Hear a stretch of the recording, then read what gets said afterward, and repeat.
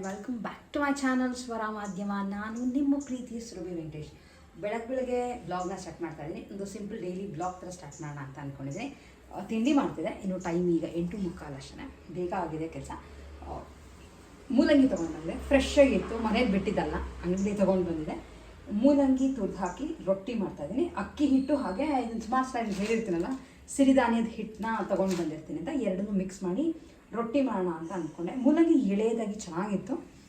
ಹಾಗೆ ಮಧ್ಯಾಹ್ನದ ಗುಳಿಗೆ ಅಂತ ಸೀಮೆ ಬದನೆಕಾಯಿ ಹೆಚ್ಚಿಟ್ಕೊಂಡ್ಬಿಟ್ಟಿದೆ. ಸೀಮೆ ಬದನೆಕಾಯಿ ಸಿಪ್ಪೆ ಬಂದಿತ್ತು, ಮತ್ತು ಮೂಲಂಗಿ ಸಿಪ್ಪೆ ಯೂಶ್ವಲಿ ತೆಗೆದಿದೆ. ಚೆನ್ನಾಗಿ ಒಂದು 2-3 ಸಲ ತೊಳೆದ್ಬಿಟ್ಟು ಉಪ್ಪು ಹಾಕಿ ತೊಳೆದು ಎಲ್ಲ ಮಾಡಿ ಇದರೊಳಗೆ ಸಿಪ್ಪೆನಲ್ಲಿ ಚಟ್ನಿ ಮಾಡಿದ್ದೀನಿ. ರೊಟ್ಟಿಗೆ ಬಾಡಿಸ್ಕೊಳ್ಳೋಕ್ಕೆ ತುಂಬ ಚೆನ್ನಾಗಿರುತ್ತೆ. ಚಟ್ನಿ ಈ ಥರ ರೆಡಿಯಾಗಿದೆ.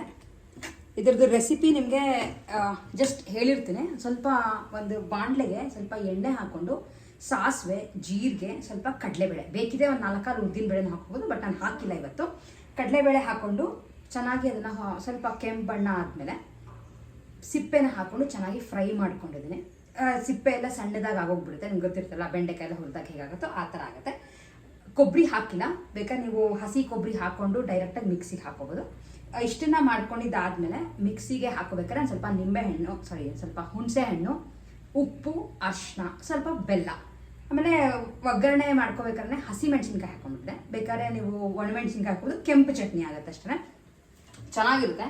ಟ್ರೈ ಮಾಡಿ ನೋಡಿ. ಸಿಪ್ಪೆ ಚಟ್ನಿ ಇದು. ಸೀಮೆ ಬದನೆಕಾಯಿ ಮತ್ತು ಮೂಲಂಗಿ ಎರಡೂ ಮಿಕ್ಸ್ ಮಾಡಿದೆ. ಯಾವುದಾದ್ರೂ ಮತ್ತೆ ಬೇರೆ ಬೇರೆ ಮಾಡೋದಕ್ಕೆ ಕೆಲಸ ಖಾಲಿ ಆಗಲ್ಲ ಅಂತ. ಆ್ಯಂಡ್ ಫ್ರೆಶ್ ಆಗಿದ್ದಾಗ ಕಲೆ ಹೋಗುತ್ತೆ. ಫ್ರಿಜ್ಜಲ್ಲಿ ಇಟ್ಟಿವಿ ಅಂದರೆ ಮತ್ತೆ ಅದು ಹಾಗೇ ಉಳಿಯುತ್ತೆ. ಹಾಗಾಗಿ ಮಾಡಿದ್ದೀನಿ. ಇದು ಡೆಫಿನೆಟ್ಲಿ ಟ್ರೈ ಮಾಡಿ ನೋಡಿ. ಚಟ್ನಿ ರುಬ್ಕೊಂಡಿದ್ದಾದಮೇಲೆ ಮಾಮೂಲಿ ಒಗ್ಗರಣೆ ಹಾಕಿದ್ದೀನಿ ಅಷ್ಟೇ. ಇನ್ನೊಂದು ಸ್ವಲ್ಪ ಸಾಸಿವೆ ಹಾಕ್ಬಿಟ್ಟು ಇಂಗು ಮತ್ತು ಕರ್ಬೇವಿನ ಸೊಪ್ಪು ಇಷ್ಟೇ ಮಾಡಿರೋದು. ಖಾರವಾಗಿ ಇದೆ. ರೊಟ್ಟಿಗೆ ಬಾಡಿಸ್ಕೊಳ್ಳೋಕ್ಕೆ ರೊಟ್ಟಿ ಸ್ವಲ್ಪ ಸಪ್ಪೆ ಆದ್ರೂ ನಡೆಯುತ್ತೆ ಅಂತ ಮಾಡಿದ್ದೀನಿ. ಇದು ಸಿಪ್ಪೆ ಚಟ್ನಿ ಚಾರ್ಜ್. ಇದೇ ಥರ ನೀವು ಹೀರೆಕಾಯಿ ಸಿಪ್ಪೆನಲ್ಲೂ ಆ್ಯಕ್ಚುಲಿ ಟ್ರೈ ಮಾಡ್ಬೋದು. ಒಂದ್ಸಲ ಮಾಡಿ ನೋಡಿ. ಇನ್ನೂ ಡೀಟೇಲ್ ರೆಸಿಪಿ ಬೇಕು ಅಂದರೆ ಕಾಮೆಂಟ್ ಮಾಡಿ. ಇನ್ನೊಂದ್ಸಲ ಮಾಡ್ತೀನಂತ ಅವಾಗ ನಿಮಗೆ ಹೇಗೆ ಅಂತ ತೋರಿಸ್ತೀನಿ. ಸಿಂಪಲ್ ಮಾಮೂಲಿ ಕಾಯಿ ಚಟ್ನಿ ಮಾಡ್ದಂಗೆ ಕಾಯಿನ ಸ್ವಲ್ಪ ಕಮ್ಮಿ ಮಾಡಿಬಿಟ್ಟು ಸಿಪ್ಪೆಗಳನ್ನ ಹಾಕ್ಕೊಂಡಿದ್ದೀನಿ ಅಷ್ಟೇ. ತುಂಬ ಜನ ಕೇಳ್ತಾ ಇದ್ದೀನಿ, ನೀವು ಟೆರೇಸ್ ಗಾರ್ಡನ್ ಮಾಡಿದ್ಮೇಲೆ ನಿಮ್ಮ ಬಾಲ್ಕನಿನ ಹಿಂಗೆ ಇಟ್ಕೊಂಡಿದ್ದೀರಾ ಅಂತ. ನಮ್ಮ ಅಪಾರ್ಟ್ಮೆಂಟ್ ಬಾಲ್ಕನಿ ಗಾರ್ಡನ್ ಅದು ಕೂಡ ಇದೆ. ಬಟ್ ಪ್ರಾಬ್ಲಮ್ ಏನಾಗ್ತಿದೆ ಅಂದರೆ ಇಲ್ಲಿ ಇಷ್ಟೊಂದು ಬಿಸಿಲು ಬರ್ತಿಲ್ಲ ನಮಗೆ.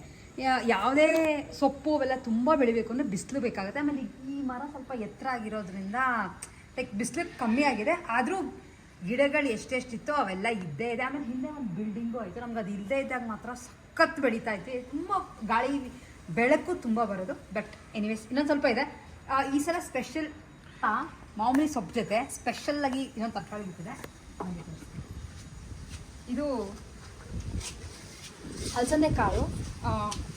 ಹಲಸಂದೆ ಕಾಳನ್ನ ನೆನೆಸ್ತೀವಲ್ಲ, ಅದು ಕೆಲವು ಸಲ ತೊಳಿಬೇಕಾದ್ರೆ ಬಿದ್ದುಬಿಡುತ್ತೆ, ಅಥವಾ ಕೆಳಗೆ ಬಿದ್ದಿದ್ದನ್ನು ನನ್ನ ಹಸ್ಬೆಂಡ್ ಏನು ಮಾಡ್ತಾನೆ ಅಂದರೆ ತೊಗೊಂಬಂದು ಈ ಪಾಟ್ಗಳಲ್ಲಿ ಹಾಗೇನೆ ಹಾಕ್ಬಿಡ್ತಾನೆ, ಯಾವ್ದಾರ ಒಂದು ಗಿಡ ಬರಲಿ ಅಂತ. ಸೊ ಅದೇನಾಗಿದೆ, ಚೆನ್ನಾಗಿ ಬೆಳೆದಿದೆ. ಇಲ್ಲಿ ನೋಡಿ, ಸುಮಾರು ಬಿಡೋಕ್ಕೆ ಶುರುವಾಗಿದೆ ಹಲಸಂದೆ ಕಾಳು. ಇಲ್ಲಿದೆ, ಆಮೇಲೆ ಇಲ್ಲೆಲ್ಲ ಕಡೆ ಒಂದು ಬರ್ತಾ ಇದೆ ನೋಡಿ. ಸಕ್ಕತ್ತಾಗಿದೆ ನೋಡೋಕ್ಕೆ, ಫ್ರೆಶ್ ಆಗಿಲ್ಲ. ಹೂವನ್ನು ಬಿಟ್ಟಿದೆ. ಕಲರ್ ಮಾತ್ರ ಸಕ್ಕತ್ತಾಗಿದೆ. ಒಂದು ಕಡೆ ಪರ್ಪಲ್ ಹೂವು, ಇನ್ನೊಂದು ಕಡೆ ವೈಟಿಶ್ ಕ್ರೀಮ್. ಈ ಗಿಡ ಏನಾಗಿದೆ ಅಂತ ಅಂದರೆ, ನಾವು ಇದಕ್ಕೆ ಏನೂ ಕಟ್ಟಿರಲಿಲ್ಲ. ಸೊ ಸ್ವಲ್ಪ ಅಲ್ಲಿ ಏನೋ ಅದು ಇದು ಪಾಟ್ ಮಾಡೋದೆಲ್ಲ ಸ್ವಲ್ಪ ಬ್ಯುಸಿ ಇದೆ. ಸೊ ಅದೇನಾಗಿದೆ, ಇದು ಬಿಟ್ಟಿರೋ ಪಾಲಕ್ ಸೊಪ್ಪು, ದಂಟಿನ ಸೊಪ್ಪಿಗೆಲ್ಲ ಸುತ್ಕೊಂಡ್ಬಿಟ್ಟಿದೆ. ಅದಾದ ಜಾಗ ಅದನ್ನು ನೋಡ್ಕೊಂಡು ಬೆಳ್ಕೊಂಡು ಹೋಗ್ತಾ ಇದೆ. ಸೊ ಹಿಂಗೆ ಬಿಟ್ಟಿದ್ದೀವಿ ಸದ್ಯಕ್ಕೆ. ಹೆಂಗಿದ್ರು ಗ್ರಿಲ್ ಇರೋದ್ರಿಂದ ಪ್ರಾಬ್ಲಮ್ ಇಲ್ಲ. ಅಷ್ಟು ಬೆಳೆದ್ಮೇಲೆ ನೋಡ್ಕೊಳ್ಳೋಣ ಅಂತ. ಆಮೇಲೆ ಮಾಮೂಲಿ ಅಂತೆ ಪಾಲಕ್ ಸೊಪ್ಪು ಎಲ್ಲ ಕಡೆನೂ ಇದ್ದೇ ಇದೆ. ಪಾಲಕ್ ಸೊಪ್ಪು ಯಾವುದೂ ಕಿತ್ತಕ್ಕೆ ಹೋಗಿಲ್ಲ. ಈ ದೊಡ್ಡ ದೊಡ್ಡ ಪಾಟಲ್ಲೆಲ್ಲ ಸೊಪ್ಪುಗಳು ಹಾಕ್ಕೊಂಡಿದ್ದೀವಿ. ಆಮೇಲೆ ತುಂಬ ಜಾಸ್ತಿ ಆಗಿರೋದು ಅಂದರೆ, ಎಷ್ಟೊಂದು ಜನ ಮನೆಯಲ್ಲಿ ತುಳಸಿ ಗಿಡ ಬರಲ್ಲ ಅಂತ ತುಂಬ ಜನ ಕೇಳ್ತಿರ್ತಾರೆ.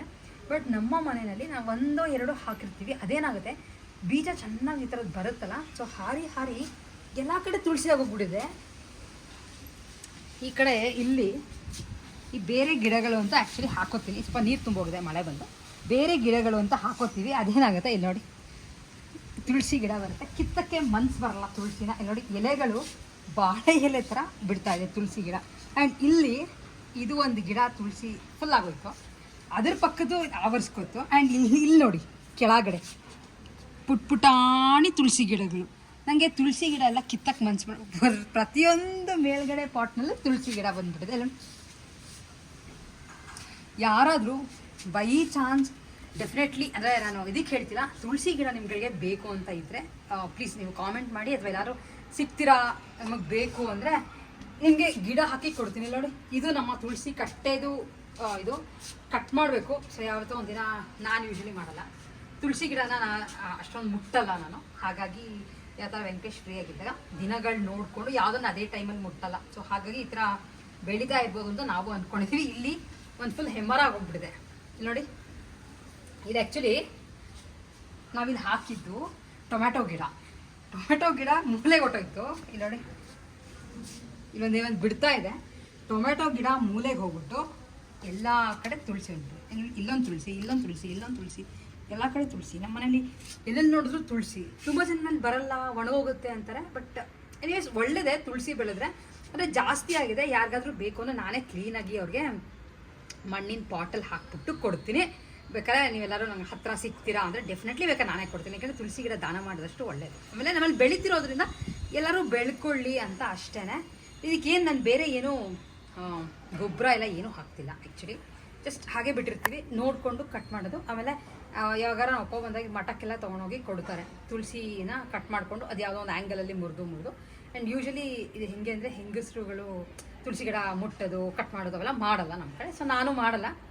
ಹಾಗಾಗಿ ಟ್ರಿಮ್ ಅನ್ನೋ ಒಂದು ಕಾನ್ಸೆಪ್ಟೇ ಇಲ್ಲ ನಮ್ಮ ಮನೇಲಿ. ತುಳಸಿ ಗಿಡದ ಎಲ್ಲೆಲ್ಲಿ ಬೆಳೆದ್ರು ಎಲ್ಲಿಂದ ಹಾರ್ತಾ ಇರುತ್ತೆ, ಬೆಳೀತಾ ಇರುತ್ತೆ. ಸೊ ಹಾಗೆ ಈ ಸಲ ಅನ್ಕೋತಾ ಇದ್ದೀನಿ ಆ್ಯಕ್ಚುಲಿ ವರಮಹಾಲಕ್ಷ್ಮಿಗೂ ಒಂದೊಂದು ಎಲ್ಲರಿಗೂ ತುಳಸಿ ಗಿಡ ಕೊಟ್ಟಣ ರಿಟರ್ನ್ ಗಿಫ್ಟ್ ಥರ. ಅವ್ರವ್ರ ಮನೇಲಿ ಅವ್ರು ಇಟ್ಕೊಂಡು ಬೆಳೆಸ್ಕೊಳ್ಳಿ ಅಂತ ಅನ್ಕೋತಾ ಇದ್ದೀನಿ. ಎನಿವೇಸ್ ಸಖತ್ ಖುಷಿ, ಸಾಕಷ್ಟು ಗಿಡಗಳು ಬೆಳೆಸ್ತಾ ಇದೆ ಅಂತ.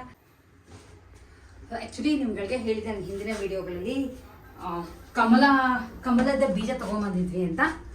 ನೋಡಿ ಅಪ್ಪ, ಇದು ಚೆನ್ನಾಗಿ ಮೊಳಕೆ ಹೊಡೆದು ದೊಡ್ಡದಾಗಿದೆ. ಇದೊಂದಾಗಿದೆ, ಇನ್ನೊಂದು ಚಿಕ್ಕದು ಇಲ್ಲಿನೂ ಹೊಡಿತಾ ಇದೆ.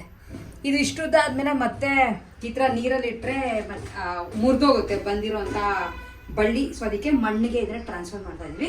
ಮಣ್ಣು ಅಂತಂದರೆ ಜೇಡಿ ಮಣ್ಣು ಥರ ರೆಡಿ ಮಾಡ್ಕೋತಾ ಇದೆ. ಇದಕ್ಕೆ ತೊಗೊಂಡು ಬಂದಿರೋದು ಈ ಥರದೊಂದು ಟಬ್ಬು. ತುಂಬ ಕಾಸ್ಟ್ಲಿ ಇದೆಲ್ಲ, ಮಾಮೂಲಿ ಬಟ್ಟೆಗೆ ತೊಯ್ಸಕ್ಕೆ ಎಲ್ಲ ಟಬ್ಬು ಉಪಯೋಗಿಸ್ತೀವಲ್ಲ, ಅದನ್ನು ತೊಗೊಂಡು ಬಂದು ಅದರಲ್ಲಿ ಒಂದು ಸ್ವಲ್ಪ ಮಣ್ಣನ್ನು ಹಾಕ್ತಾ ಇದೆ.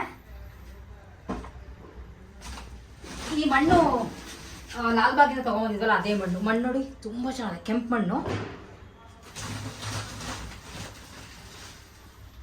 ಇದಕ್ಕೆ ತೂತ ಎಲ್ಲ ಏನೂ ಮಾಡಿಲ್ಲ, ಯಾಕೆಂದರೆ ಕಮಲ ಬೆಳೆಯೋದೇ ನೀರು ಕೊಚ್ಚೆ ನೀರಲ್ವಾ. ಹಾಗಾಗಿ ಕೊಚ್ಚೆ ನೀರನ್ನ ಇಷ್ಟರೊಳಗೆ ಕ್ರಿಯೇಟ್ ಮಾಡ್ತಾ ಇದ್ದೀವಿ. ಈಗ ಇದಕ್ಕೆ ಫಸ್ಟು ಸ್ವಲ್ಪ ನೀರು ಹಾಕ್ತಾ ಇದೆ. ಲೈಕ್ ಅವ್ರು ಹೇಳಿದ ವೇ ಇದು, ಗೊತ್ತಿಲ್ಲ ಏನು ಥರ ಬರುತ್ತೆ ಅಂತ ನನಗೂ.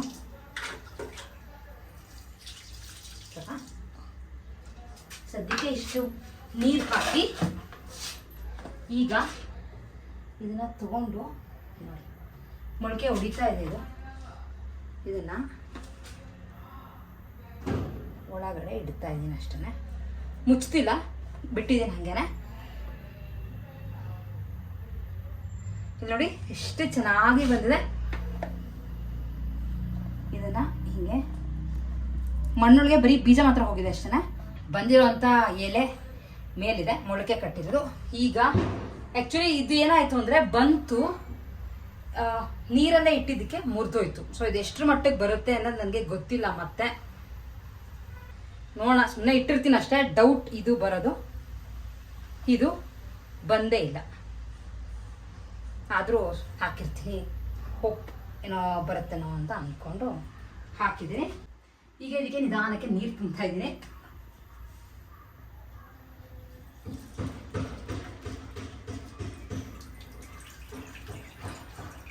ಸ್ವಲ್ಪ ನಿಧಾನಕ್ಕೆ ಹಾಕ್ತಾ ಇದ್ದೀನಿ, ಯಾಕೆಂದರೆ ಈ ಎಲೆ ಸ್ವಲ್ಪ ತುಂಬ ಸೂಕ್ಷ್ಮವಾಗಿ ಇದೆ, ಇನ್ನು ತುಂಬ ದೊಡ್ಡದಾಗಿಲ್ಲ. ಇದನ್ನ ತೆಗೆದು ಬಿಸಿಲಲ್ಲಿ ಇಡಬೇಕು. ಬಟ್ ಸದ್ಯಕ್ಕೆ ಇದನ್ನ ಅಲ್ಲಾಡಿಸ್ತಿಲ್ಲ, ಯಾಕೆಂದರೆ ಮಣ್ಣಿನ್ನು ತುಂಬ ಒದ್ದೇ ಇದೆಯಲ್ಲ. ಆಮೇಲೆ ಅದು ಈಗಿನೂ ಇಟ್ಟಿರೋದ್ರಿಂದ ಅಲ್ಲಾಡಿ ಆಚೆ ಬಂದ್ಬಿಟ್ರೆ ಕಷ್ಟ ಅಂತ ಸದ್ಯಕ್ಕೆ ಇಲ್ಲೇ ಇರಲಿ. ಫುಲ್ ಸೆಟ್ಲ್ ಆದಮೇಲೆ ಮಣ್ಣು ಇದನ್ನ ತೊಗೊಂಡೋಗಿ ಬಿಸಿಲಲ್ಲಿ ಇಡಬೇಕು. ನೋಡೋಣ, ಫಿಂಗರ್ಸ್ ಕ್ರಾಸ್, ಹೋಪ್ಫುಲಿ ಸರಿಗೆ ಬೆಳೆಯುತ್ತೆ ಅಂತ ಅಂದ್ಕೊಂಡಿದ್ದೀನಿ. ನೋಡೋಣ, ಸ್ವಲ್ಪ ಚಿಗುರಿ ಎಲೆ ಬಂದಮೇಲೆ ಡೆಫಿನೆಟ್ಲಿ ತೋರಿಸ್ತೀನಿ ನಿಮ್ಗಳಿಗೂ.